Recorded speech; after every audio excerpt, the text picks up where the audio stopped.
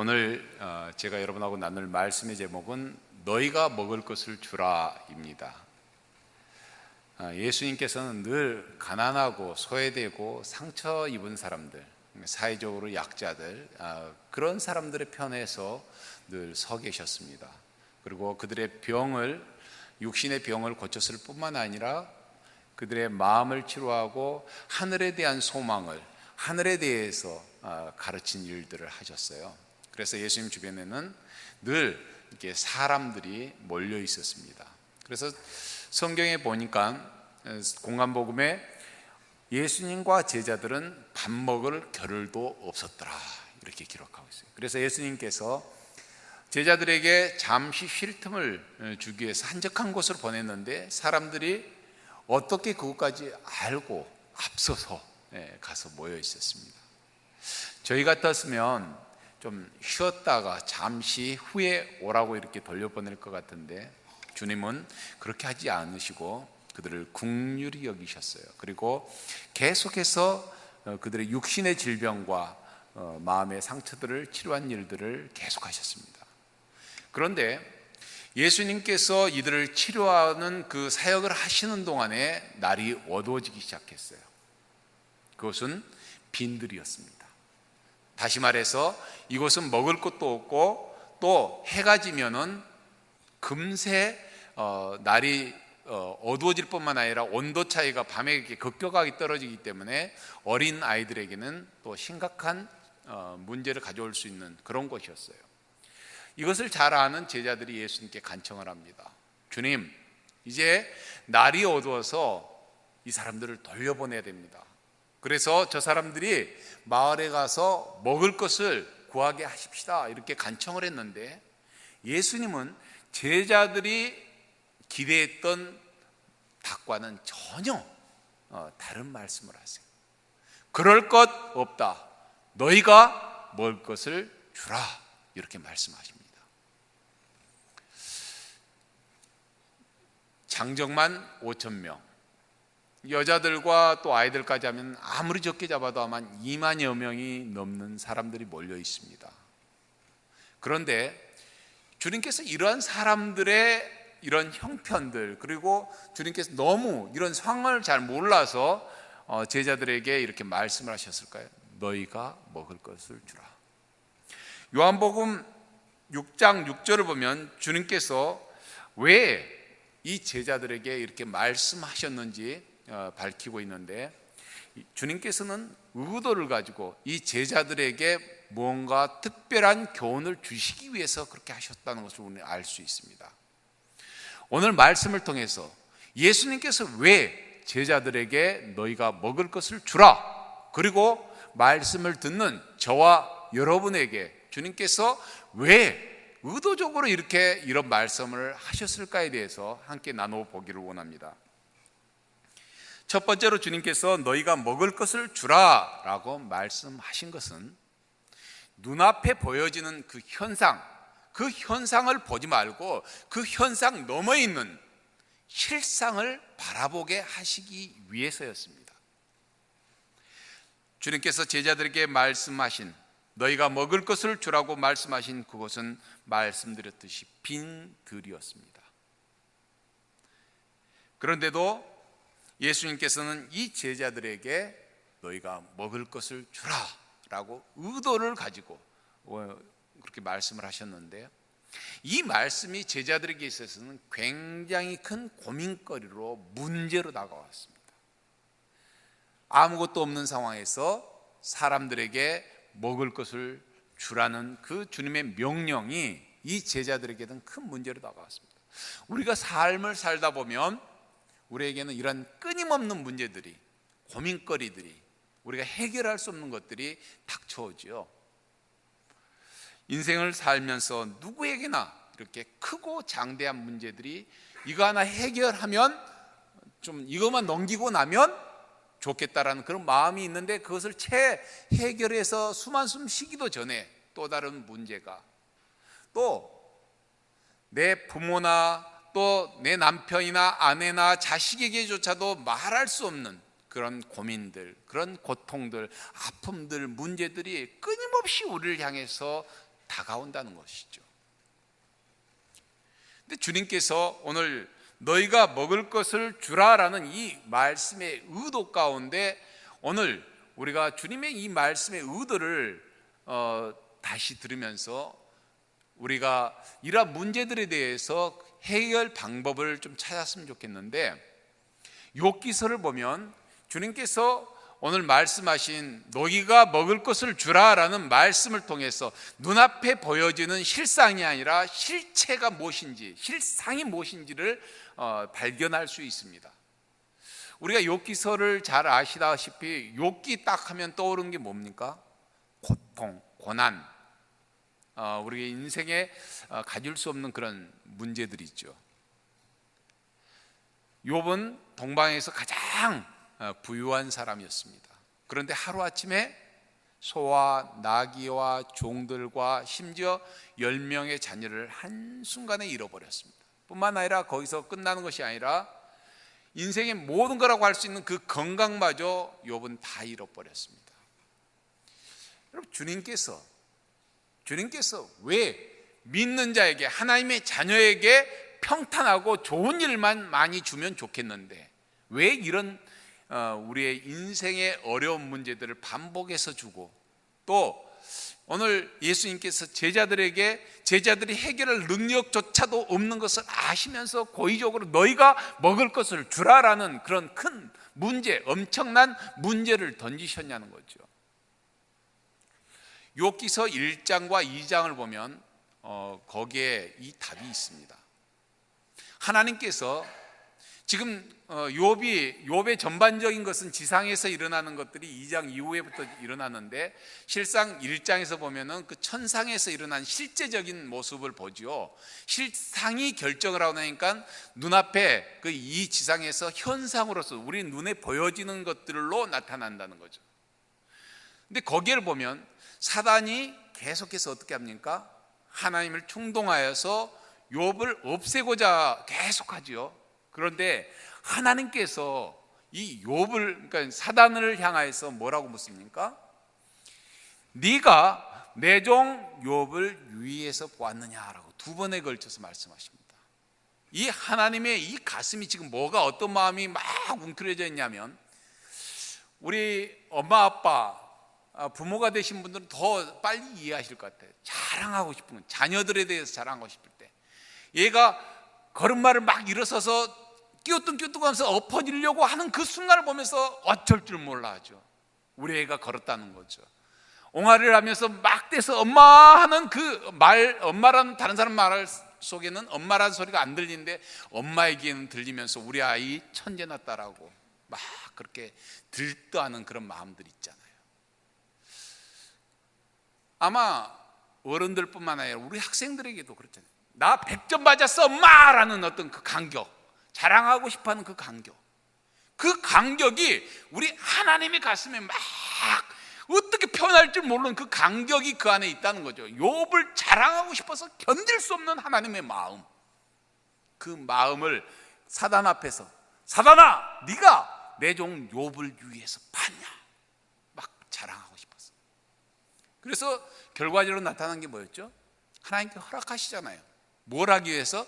욥을 자랑하고 싶어서요.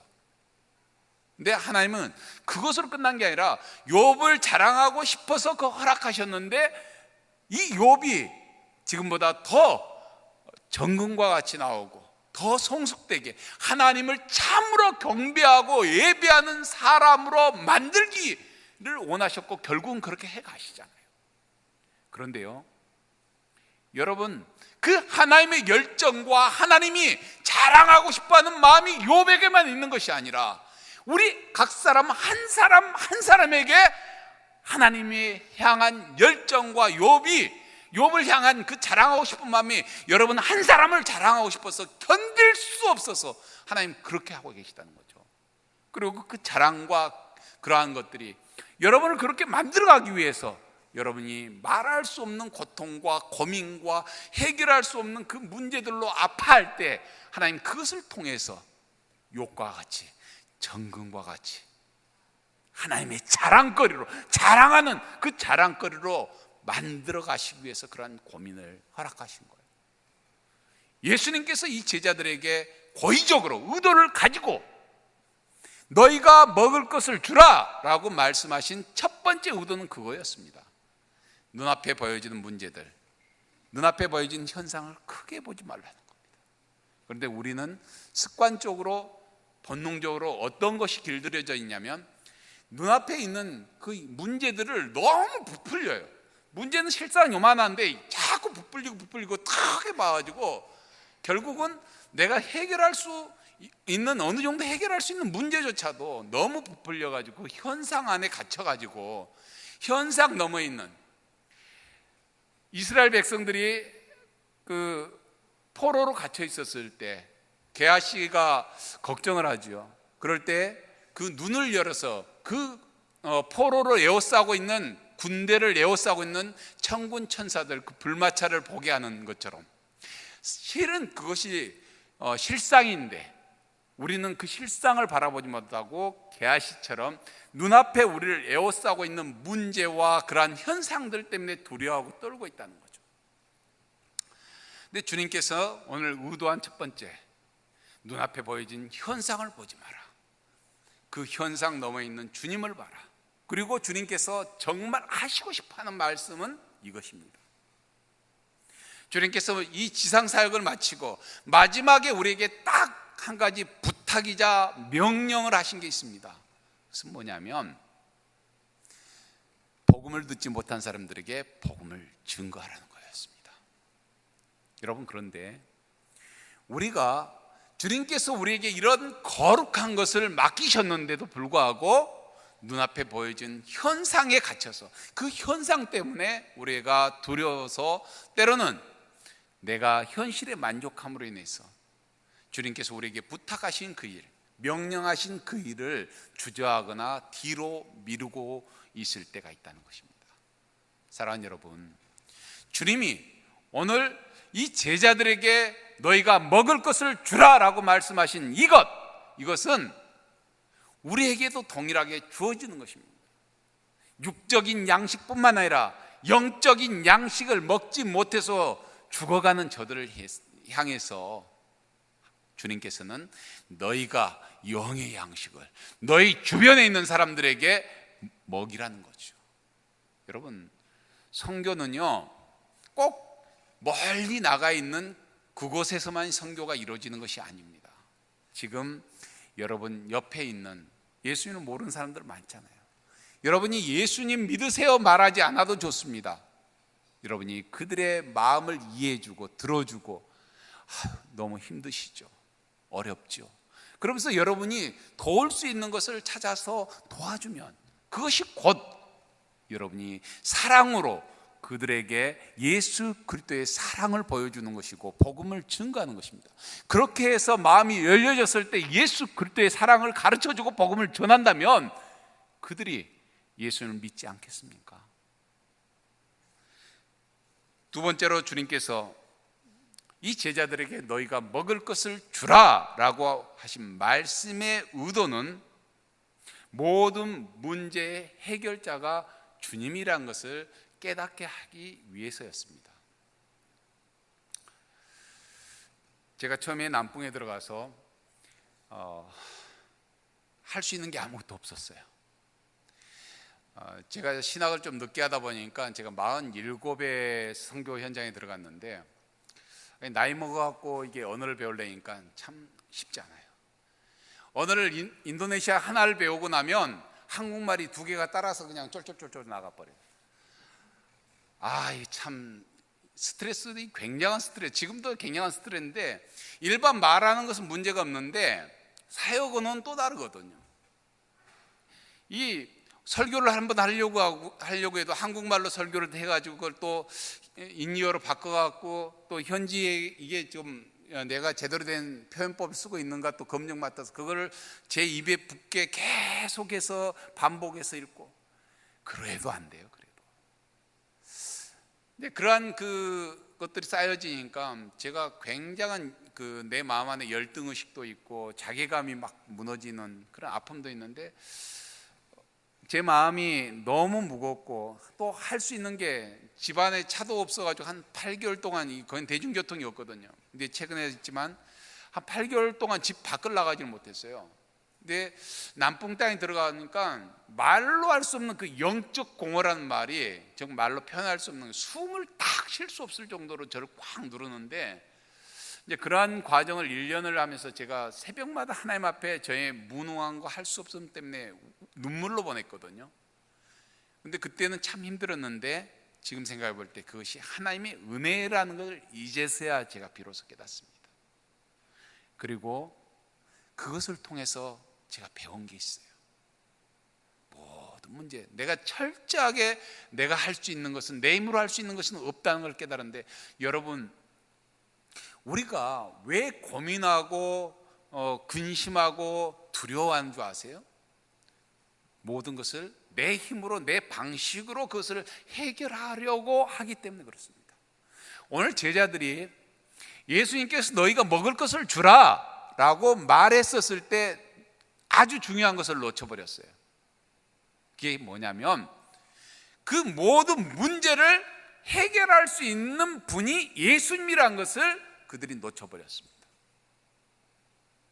그래서 자기 힘으로, 자기들이 가진 것은 지금 뭐예요? 그들이 가진 한계가 뭐예요?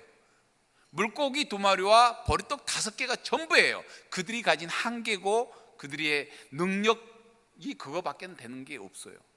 그런데 이 제자들이 그것을 놓쳐버리고 나니까 답을 어디서 찾아요? 주님에게서 찾아야 되는데 주님에서 찾는 게 아니라 물고기 2마리와 떡 5개에서 문제를, 답을 찾으려고 그러니까 답이 안 나오는 거예요. 우리가 때로는 그런 실수를 범하네요. 자주 그래요.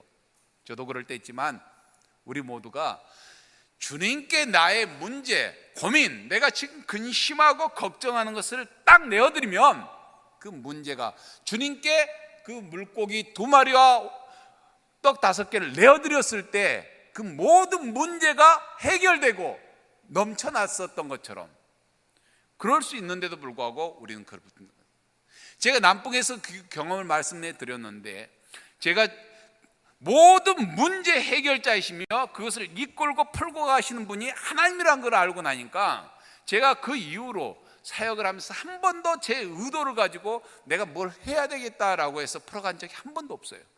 하나님께서 하시면 하고 그냥 뒤에 들어가서 수종 두는 자로, 심부름하는 자로 부지런히 따라다닌 것밖에 없는데, 하나님이 앞서서 막 제가 쫓아가기도 버거울 정도로 일을 여시고 그것을 통해서 하나님께서 하나님의 사람들을 만나며 문제를 풀어가게 하셨어요.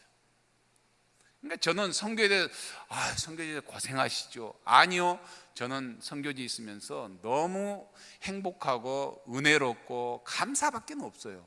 또 저의 부끄럽고 부족함밖에 없어요. 그럼에도 나를 사용하신 그 하나님께 나는 감사할 뿐입니다. 사랑하는 여러분, 주님은요 지금도 오늘 18절 말씀 한번 읽어볼까요? 주님께서 뭐라고 말씀하시는지 한번 읽어보겠습니다. 시작.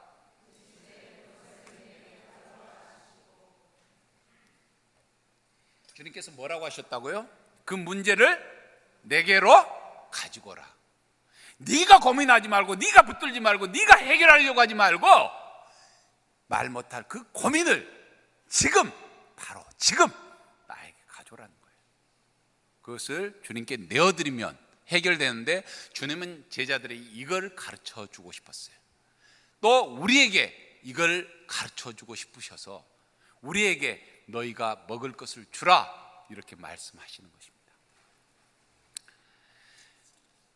끝으로 주님께서 오늘 너희가 먹을 것을 주라 라고 말씀하신 의도의 세 번째는, 주님께서 순종을 통해서 일하신다는 것, 순종을 통해서 기적을 일으키신다는 것을 보여주시기 위해서였습니다.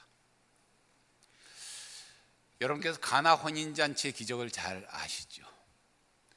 그런데 가나 혼인잔치 하면 딱 떠오르는 게 이미지가 뭔가요? 물이 변하여 뭐가 되었더라? 포도주가 되었더라 밖에 기억을 못해요. 그런데 그 사이에 굉장히 중요한 부분이 있는데, 그게 뭐냐면 종들의 수고와 순종이 거기 있습니다. 종들이 물을 길어서 돌 항아리 어기까지 채우는 순종, 주님께서 하라 할 때 그것을 하는 순종이 있었습니다. 만약에 그 순종이 없었더라면 물이 변하여 포도주 되는 기적은 있을 수가 없었습니다. 오늘 말씀 가운데서도 예수님께서 이 떡을 축사하시고 사람들에게 나눠주라 할 때 제자들이 순종하지 않았다면, 생각해 보세요. 아주 쉬울 것 같지만 쉬운 문제가 아니에요. 2만여 명이 넘는 모든 사람이 지금 이 제자들에게 다 시선이 고정되어 있고 뭐나 줄까 하고 바라보고 있는데, 만약에 그 물고기 2마리와 떡 5개를 가지고 그 앞에 사람 한두 사람 주고 그쳐버린다면, 이 원망은 이루 말할 수 없는 것이고, 어떻게 보면 참 그 순종이라는 것은 쉬운 것 같지만 쉽지 않은 것일 수도 있어요. 그런데 반면에 또 우리가 이 순종이라는 것을 너무 어렵게 생각할 때가 많습니다. 우리가, 주님은요, 우리가 너 당장 목 내놔 이렇게 말씀하지 않으세요. 우리가 할 수 없는, 때로는 물론 그렇게 요구하실 때가 있어요. 왜? 아브라함에게 이삭을 바쳐라라고 하는 것은, 그러나 주님께 특별하게 그것을 통해서 더 큰 걸 주시기 위해서 그렇게 하실 때도 있지만, 대부분은 우리가 할 수 있는 아주 작고, 때로는 이것도 뭐 순종이야 라고 우습게 지나쳐 버릴 수 있는 그 작고 하찮은 것, 그것을 하시기를 원하세요. 내가 지금 할 수 있는 것, 그것을 함으로 인해서 주님은 그것을 통해서 큰 일들을 행하시고 기적을 일으키신다는 것을 우리가 잊어서는 안 됩니다. 끝으로 제가 함께 사역하는 스트리스노 목사님이라는 분의 사역에 대해서 잠깐 간증을 나누고 말씀을 마치겠습니다. 이 스트리스노 목사님이 사역하는 교회는요, 산 꼭대기에 있습니다. 걸어서 3시간, 오토바이 타고 1시간. 근데 처음에 이분이 사역하는 그 교회를 제가 방문하에 올라가다가 산 3분의 1 정도밖에 안 돼요. 거기밖에 못 올라갔는데 숨이 안 쉬어져갖고 제가 죽는 줄 알았어요. 그만큼 험해요. 그 오토바이를 타고 가면 옆에가 낭떠러지가 막 보이는 그런 곳이, 그 가운데 다 올라왔다 싶으면 약간 몇 개의 고개를 넘어가면 그곳에, 그 정글 속에 목사님이 사역하는 교회가 있습니다. 그런데 이 스트리스노 목사님이 그곳에서 사역하게 된 이유가 있었어요. 그게 뭐냐면, 스트리스노 목사님 원래 그 이슬람이셨거든요. 그러니까 무슬림이셨어요. 무슬림이었는데 젊어서 하나님께서 2개의 환상을 보여주셨대요. 첫 번째 환상은 흙을 하나님께서 이렇게 떠가지고 탁 부으니까 사람이 되더래요. 그리고 이 사람이 지구 한 바퀴를 돌고 나니까 어마어마한 거인이 됐는데, 하나님께서 이것을 보이시면서 하신 말씀이, 이것이 이슬람이다. 그런데 마지막 날 내가 이 이슬람을 흔적도 없이 할 것이다 라고 말씀하셨대요. 그리고 나서 2번째 환상이 뭐였냐면, 지금 목사님이 사역한 그 정글을 보여주시면서, 여러분 초콜릿 좋아하시죠? 그 초콜릿 원료가 카카오라는 열매에서 나오거든요. 그 씨앗으로 만드는 것인데, 그것을 따라오는 사람들에게 복음을 전해라, 이런 말씀을 하셨어요. 근데 수드레 목사님은 하나님이 이 말씀, 이것을 보고 나서 그 다음날 즉시로 머뭇거리지 않고 그곳에 물도 없고 전기도 없는, 길도 없는 그곳에 들어가서 지금까지도 사역을 하고 계세요. 그런데 여러분 한번 생각해 보세요. 하나님께서 가라 그래서 갔고, 전해라 해서 전했다면 어떤 일이 일어나야 되겠어요? 기적이 일어나야지요. 막 복음을 전할 때 많은 사람들이 복음을 믿고 하나님께 돌아온 일들이 있어야 되겠죠. 그런데 하루가 가고 이틀이 가고 한 달이 가고 1년이 가고 2년이 가고 25년을 전했지만 단 한 사람도 이분이 전하는 복음을 듣지 않더랍니다. 근데 25년이 지나고 나서 비로소 이분이 전하는 그 말씀을 듣는 사람들이 생겨났는데, 올해 나이, 한국 나이 80이시거든요. 80이신데 지금 이분을 통해서 예수님을 믿는 사람의 수를 헤아릴 수가 없습니다. 여러분, 순종은요, 당장 어떤 열매가 나타나지 않을 수도 있습니다. 또 그 순종의 열매가 보이지 않는다고 해서 낙심할 필요도 없습니다. 중요한 것은 우리가 하나님 앞에 섰었을 때, 하나님 앞에 섰었을 때 열매로 나타나면 됩니다. 사랑하는 여러분, 여러분의 오늘 주님께서 우리에게 너희가 먹을 것을 주라는 그 말씀, 잔잔하게 울리는 그 말씀이 여러분의 순종을 통해서 기적을 낳게 되고 예수님을 모르는 사람들이 구원 얻어서 영원한 삶을, 지옥이 아닌 천국에서 우리와 더불어서 산다면 그 기쁨은 감당할 수 없을 것이라고 봅니다. 여러분들, 저는 우리 장유 호산나 성도들이 참 선교에 대한 열정을 많이 가지고 계신 분들이라고 저는 믿습니다. 알고 있고요. 계속해서 여러분들이 그 가진 열심으로 또 아직은 못 오지만 그 땅을 향하여서 여러분들이 그 종족, 아직까지 복음을 한 번도 들어보지 못한 그 종족을, 그 땅을 위해서 여러분들이 기도해 주시고 또 그 땅에 기회가 되어지면 또 한 번 오셔서 그 땅을 밟아보는 것도 저는 하나님께서 여러분에게 주신 이 은혜를 누릴 수 있는 귀한 일이라고 봅니다. 바라기는 사랑하는 여러분, 오늘 주님께서 우리에게 너희가 먹을 것을 주라라고 말씀하신 그 말씀, 눈앞에 보여지는 그러한 어떤 어려움의 문제를 크게 보지 마시고 모든 문제 해결자이신 주님께 그 문제를 내어드림으로 말미암아 하나님께 말씀하신 것을 단순히 순종해서 수드리스노 목사님처럼 가라 해서 가고 전화를 할 때 전하는 그러한 단순한 믿음을 우리가 또 가질 필요가 있습니다. 그래서 이 밤에 기도하기는 여러분들이 그것을 위해서 기도해 주시기를 부탁드립니다. 그리고 여러분들이 정말 기회가 되어지면 그 종족을, 남풍에 지금 복음을 한 번도 들어보지 못한 미전도 종족, 그 사람들을 미전도 종교라는데 310만 명이 있거든요. 아마 저희가 사역하는 이 수마트라가 복음화된다면 주님께서 금방 오실 거예요. 세계의 미전도 종족의 3분의 2가 이 수마트라 땅에 있습니다. 그리고 그 절반 정도가 이 람pun과 그 주변에 있고 아직도 선교사들이 턱없이 부족합니다. 그래서 이 땅을 위해서 그 남풍족을 여러분들이 영적으로 입양해서 기도하실 때마다 이 종족이 죽게 돌아올 수 있는 길이 열리게 해달라고 기도해 주시면 감사하겠습니다.